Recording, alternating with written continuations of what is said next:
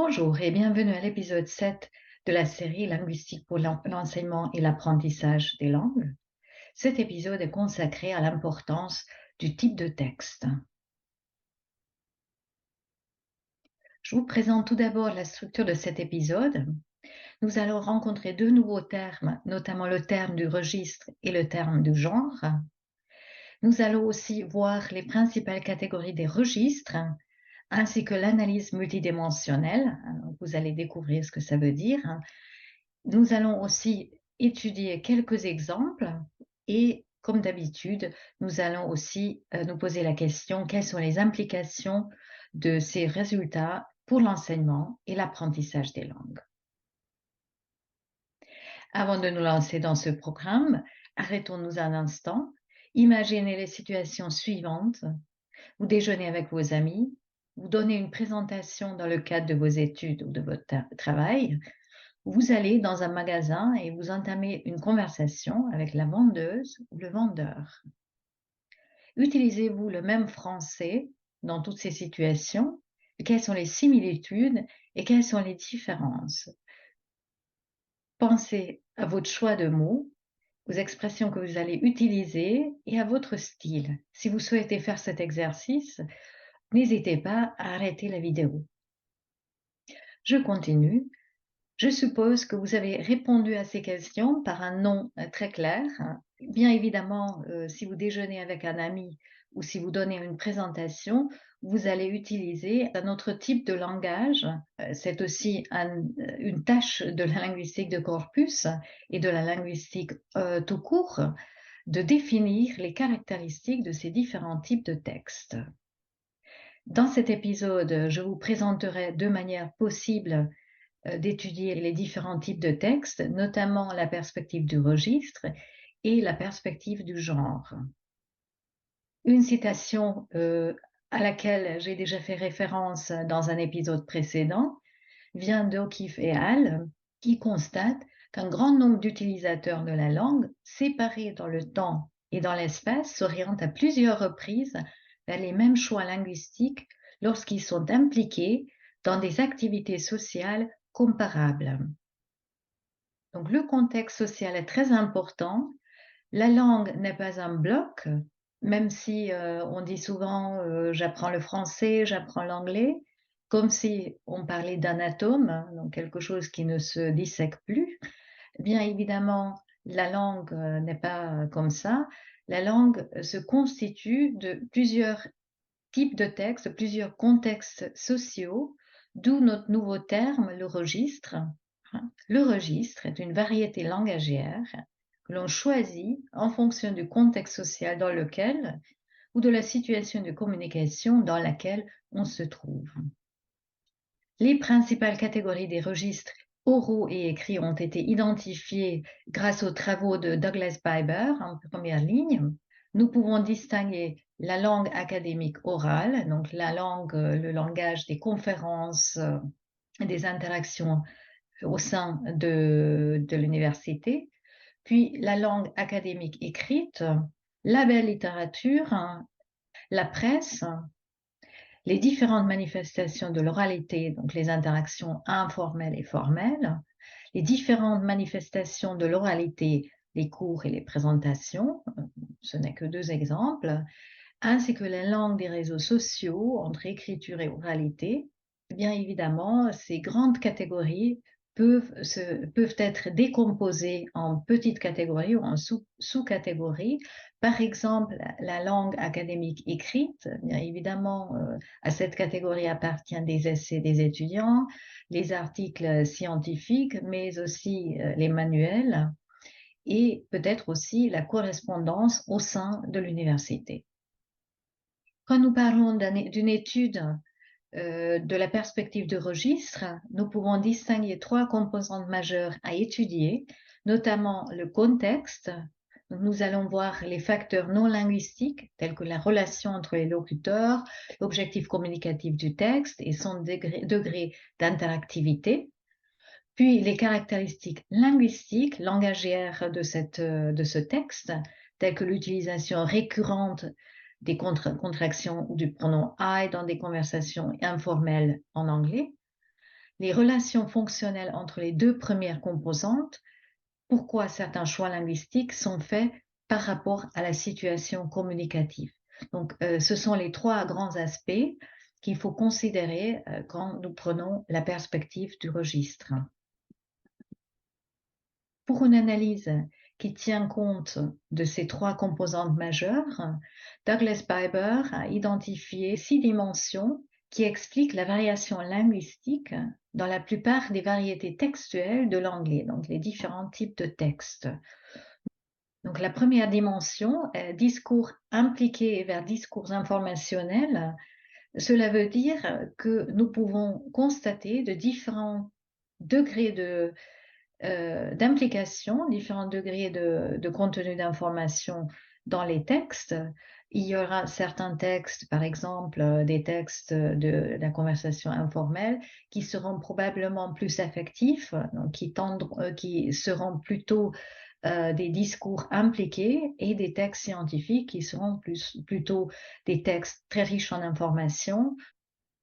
Nous pouvons aussi distinguer les discours narratifs des discours non narratifs. Les discours qui vont dépendre du contexte, donc il y aura beaucoup d'éléments qui vont faire référence aux circonstances dans lesquelles les énoncés ont été produits, ou bien indépendants du contexte, donc clos. C'est ce qui est typique, par exemple, dans le cas des textes écrits. Donc, ils créent en fait leur propre monde, leur propre univers, à l'intérieur duquel ils sont interprétables. Nous avons aussi une autre dimension, une autre différence entre les types de textes, notamment l'expression ouverte de la persuasion.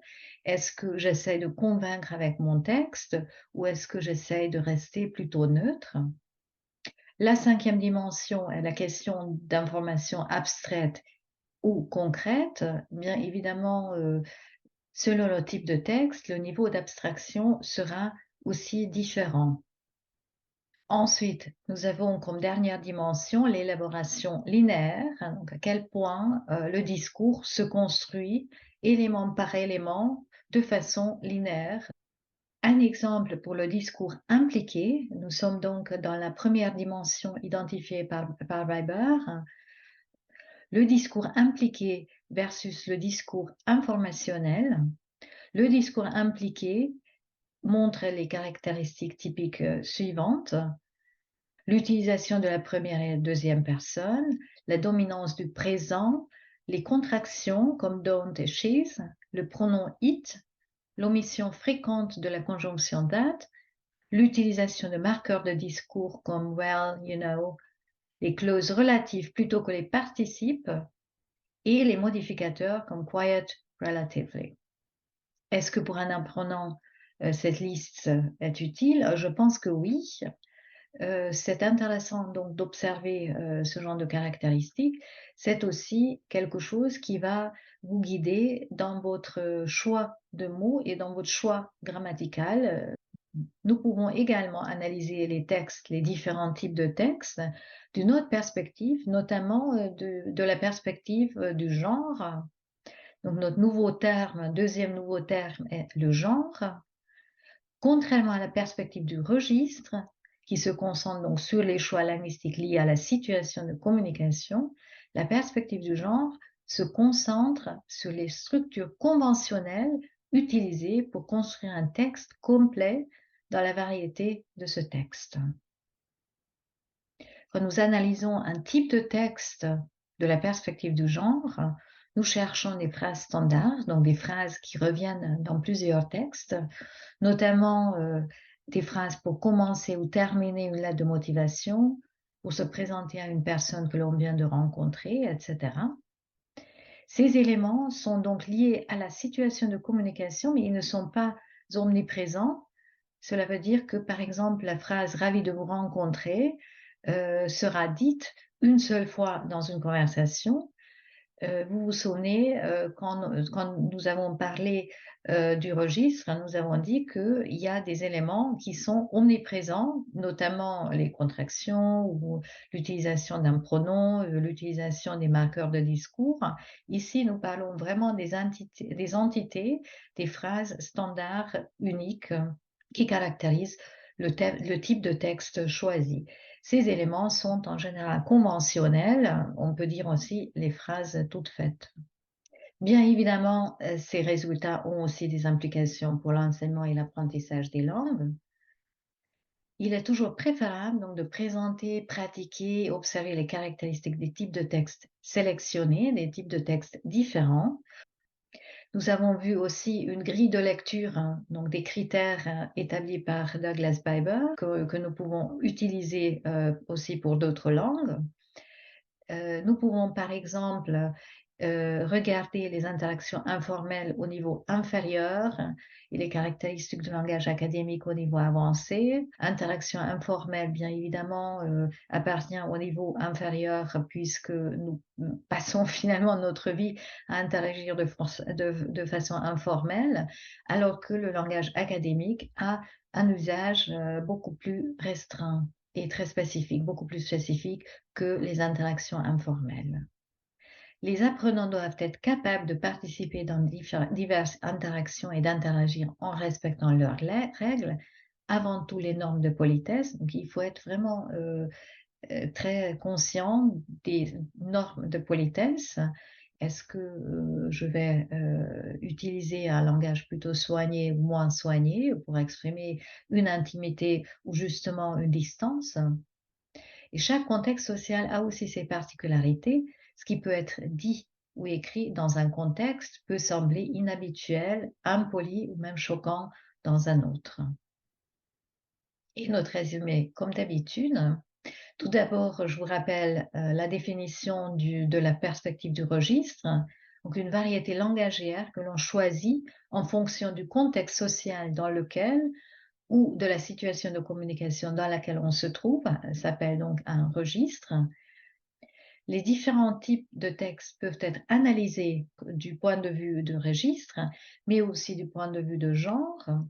Dans ce deuxième cas, nous allons chercher plutôt des phrases standards, alors que dans le premier cas, nous pouvons opérer avec les dimensions établies par Douglas Piper.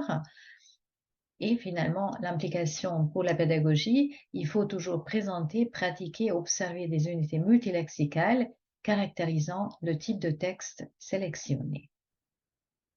Dans l'épisode suivant, je vous présenterai quelques conseils pour l'apprentissage des langues, notamment autour de la question de comment observer l'usage langagier.